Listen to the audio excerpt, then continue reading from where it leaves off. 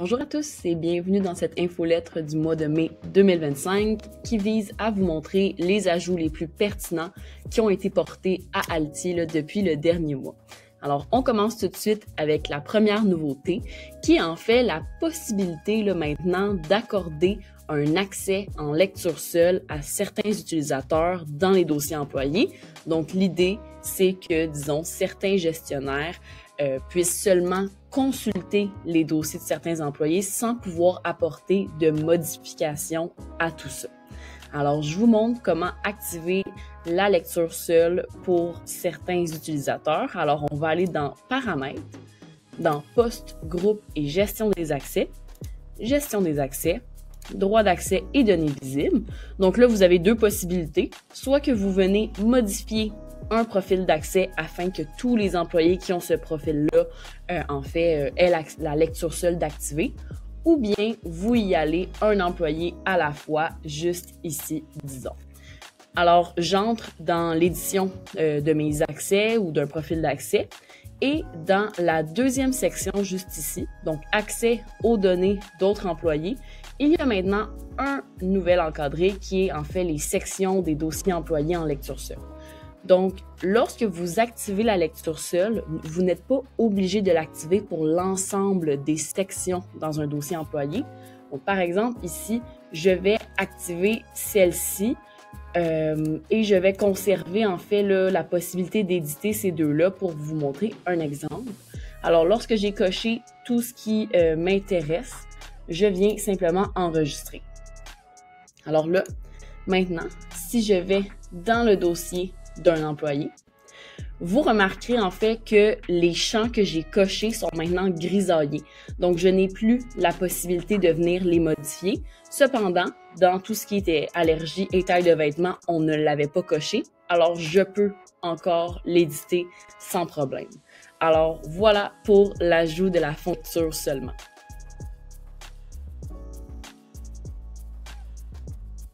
La deuxième nouveauté est directement liée à l'idée qu'on essaie toujours de vous faire sauver plus de clics. Alors, vous avez maintenant la possibilité de sélectionner des groupes ou des emplacements dans plusieurs nouveaux modules. Donc, vous pouvez effectuer des actions groupées, si on veut, en sélectionnant des employés par groupe ou par emplacement, en fait, pour éviter que vous ayez à les sélectionner un à un. Donc, je m'explique. Le premier module dans lequel ça a été ajouté, c'est dans celui formation et certification.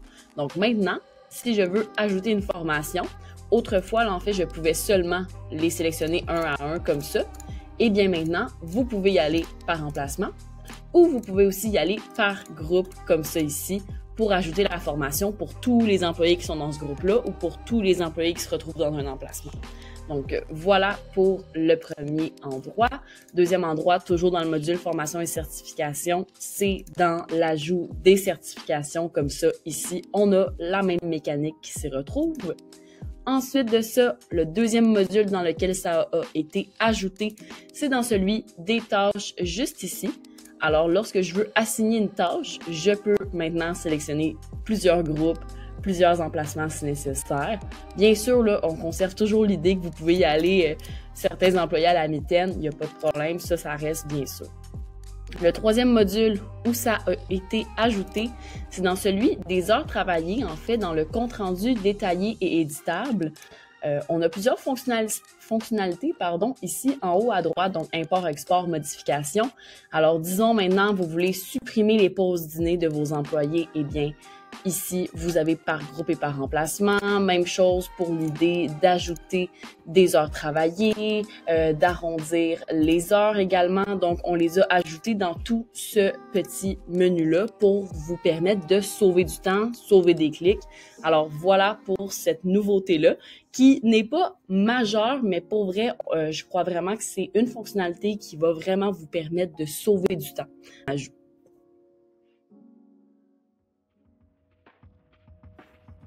Je reviens maintenant dans le module tâches côté entreprise pour vous parler du troisième ajout. Alors, c'est en lien avec, en fait, l'assignation d'une tâche. Alors, autrefois, lorsque vous assignez une tâche à plusieurs employés, le premier employé qui complétait cette tâche-là la terminait pour tout le monde. C'était comme une tâche d'équipe. Et bien maintenant, vous avez la possibilité de choisir à chaque fois que vous attribuez une tâche à plus d'un employé, est-ce que vous voulez que ce soit une tâche individuelle? Donc, une tâche individuelle, c'est une tâche exclusivement visible et réalisable par chaque employé à qui elle a été assignée. Ça va créer une tâche pour chaque personne. Donc maintenant, on vous permet de créer une tâche, en fait, multiple, si on veut, pour plusieurs employés, sans que nécessairement le premier employé qui la complète la termine pour tous. On a tout de même conservé, en fait, le fonctionnement d'autrefois qui était la tâche de groupe. Donc, une tâche de groupe représente une seule tâche répartie à plusieurs personnes. Le premier employé qui l'effectue la valide pour tout le monde. Alors, vous avez l'option maintenant de cocher ce que vous préférez. On sait que c'était vraiment une fonctionnalité qui était attendue parce qu'on croit même que, en fait, la tâche individuelle risque d'être celle que vous allez utiliser le plus souvent. Donc, c'est pour ça qu'on l'a finalement. Pour terminer cette infolettre du mois de mai 2025, je tenais vraiment à faire en fait un petit survol de comment on fait pour bien paramétrer un compte de vacances et d'absence. En fait, il y a eu plusieurs ajouts dans les derniers mois par rapport à la façon qu'on ajoute un compte de vacances et d'absence, dans la façon qu'on le paramètre. Alors, je veux vraiment prendre le temps de survoler comment on fait ça pour vous aider à mieux vous y retrouver parce que, comme j'ai dit, il y a eu plusieurs ajouts là, dans les derniers temps. Alors, en ce moment, je suis dans le module paramètres, dans la page heures travaillées et dans la section compte de vacances et d'absence. Alors, je vais aller chercher le congé bien-être là, afin de vous montrer comment créer tout ça. Alors, on commence toujours par la modification en français. Alors, on commence par donner une désignation et ensuite de ça, une désignation dans la demande de l'employé. Je vous montre la différence entre les deux. Alors, en tant qu'employé, si je viens dans mon module vacances et absences, je vois congé bien-être qui est la banque qui a été créée. Si je fais en fait une nouvelle demande, je vois bien-être. Ça, c'est la désignation qui a été entrée là, dans la demande de l'employé. Et congé bien-être, c'était la désignation de la banque de vacances ou d'absence. Alors, voilà pour la différence entre les deux. Vous pourriez très bien décider de conserver la même désignation. C'est vraiment pour vous. La référence, le code, c'est votre référence comptable, si on veut, dans votre système de paye. Donc, bien sûr, si votre banque, elle est gérée dans Alti, on s'assure tout de même de reprendre la bonne référence, le bon code. Comme ça, au moment de faire l'exportation des heures travaillées, des feuilles de temps, on va avoir les bonnes références. Je tiens à ajouter que c'est très important si vous utilisez une banque qui est connectée à votre système de paye, donc disons employeur D ou bien-être, c'est très important de prendre la bonne référence, le bon code. Et si on gère la banque avec le système de paye, c'est important de venir dire que le solde est connecté au système de paie. Juste ici comme ça. Bien sûr, si vous n'utilisez pas Netris et employeur D et que vous ne voulez pas connecter les banques, eh bien, on conserve ça en mode géré dans Alti. Avant de passer aux prochaines fonctionnalités, là, au prochain paramétrage, donc information affichée, c'est facultatif. Et là, j'ai écrit « Ceci est un texte explicatif ». En fait, ça vous permet d'ajouter un peu de détails aux employés sur la dite banque. Donc, si je passe sur le petit « i » ici, je vois ce que j'avais écrit, donc j'avais écrit « Ceci est un texte explicatif ». Bien sûr, vous pourriez venir dire voici la banque que vous devez utiliser lorsque vous avez besoin d'un moment en famille ou peu importe ». C'est ici qu'on va venir rentrer le texte. D'ailleurs, je tiens à dire que si vos banques sont connectées au système de paye, employeur D, Netris, ça peut être bien d'utiliser l'endroit en fait où mettre un texte explicatif parce que des fois, les employés comprennent pas trop la conversion qui a eu lieu. Quand on convertit, disons, des dollars en heures, des dollars en jours, c'est bien de les situer un peu dans tout ça. Alors, c'est pour ça qu'on utilise le petit. Je reviens encore dans le paramétrage de ma banque. Alors, lorsque tout le haut est terminé, vous pouvez tout de même venir entrer la désignation en anglais. Donc, on va juste venir changer les deux premiers encadrés. C'est important de les rentrer même si vous n'utilisez pas l'anglais dans Alti, sinon ça ne vous laissera pas enregistrer. Alors, le solde, comme j'ai dit, on choisit est-ce que c'est géré dans Alti ou non. Et vous avez ensuite 3 petits toggles que vous pouvez venir choisir, là. Donc, est-ce que vous permettez les soldes négatifs? Ça veut dire que si un employé, sa banque, en ce moment, il est à 0, disons, sur 5, est-ce que vous lui permettez tout de même de faire une demande de vacances pour, disons, 2 journées? Dans ce cas-là, ça permettrait en fait qu'il soit à moins 2 sur 5. Si vous ne voulez pas permettre les soldes négatifs, on laisse ça désactiver. Les soldes illimités, c'est souvent pour les entreprises qui ont des banques de vacances illimitées, parfois des congés sans solde illimités. Alors, si la banque que vous créez a cette caractéristique-là, on active. Ensuite de ça, il y a certaines entreprises qui ne veulent pas afficher de compteur côté employé, donc ils ne veulent pas que les employés voient quoi que ce soit de leur droit de vacances. Ils veulent juste que les employés fassent leur demande, that's it. Alors, si ça s'applique en fait à votre entreprise, vous pouvez activer ici pour ne pas afficher le compteur côté employé. Je vous dirais que c'est très rare que les entreprises activent ça, mais l'option, elle est là tout de même.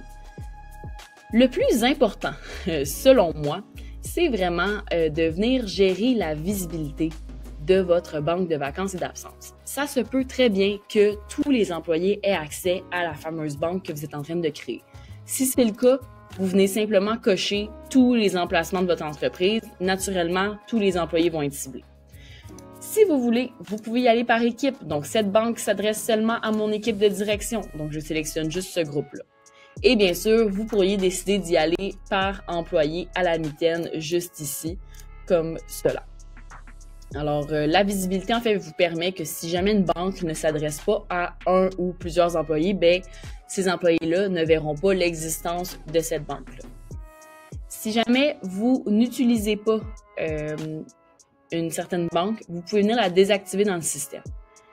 Je vous dirais que de désactiver dans le système, c'est surtout pour les gens qui utilisent en fait la connexion employeur-dénétrice.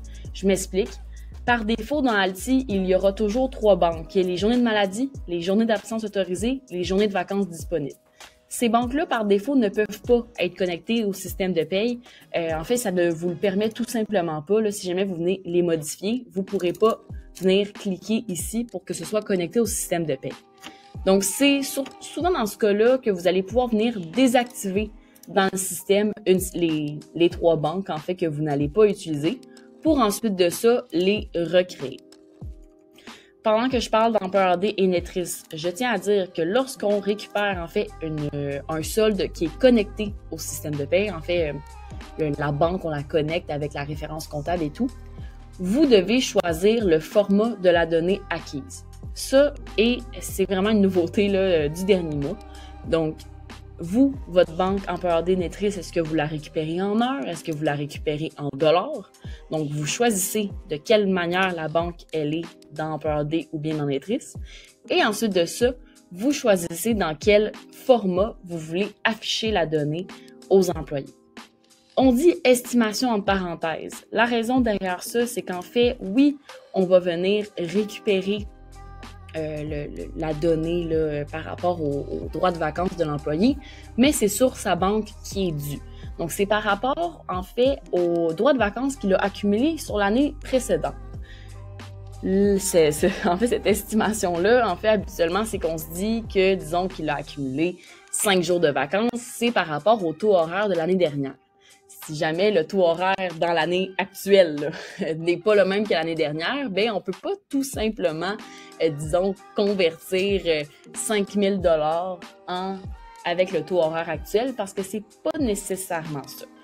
Je ne sais pas si vous m'avez perdu dans mon explication. Si jamais vous avez des questions par rapport à ça et que vous utilisez employeur-D et Nétris, contactez un membre de notre équipe. On va rendre le tout plus clair, mais je voulais juste un peu expliquer pourquoi c'est une estimation. C'est parce que on peut pas pleinement convertir là, le solde qui est dû avec le taux horaire actuel parce qu'en fait, il faudrait utiliser le taux horaire de l'année dernière.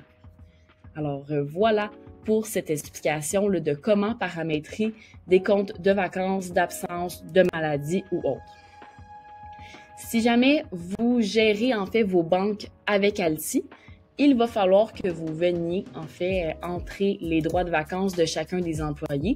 Alors, si je vais, disons, dans mon dossier employé, dans vacances ici, vous allez pouvoir venir entrer là, les soldes de vacances d'absence, le solde actuel pour chaque employé. Dépendamment des banques qui sont autorisées à voir, là, ça va afficher la bonne donnée juste ici. D'ailleurs, je tiens à dire que ça risque fortement de changer très prochainement, ce paramétrage-là. On va être capable, en fait, de faire des modifications massives sur les banques de vacances, d'absence, de maladie de tous vos employés. Ça va encore une fois vous sauver beaucoup de temps. Je vous en parlerai potentiellement lors de la prochaine infolettre. Une belle journée!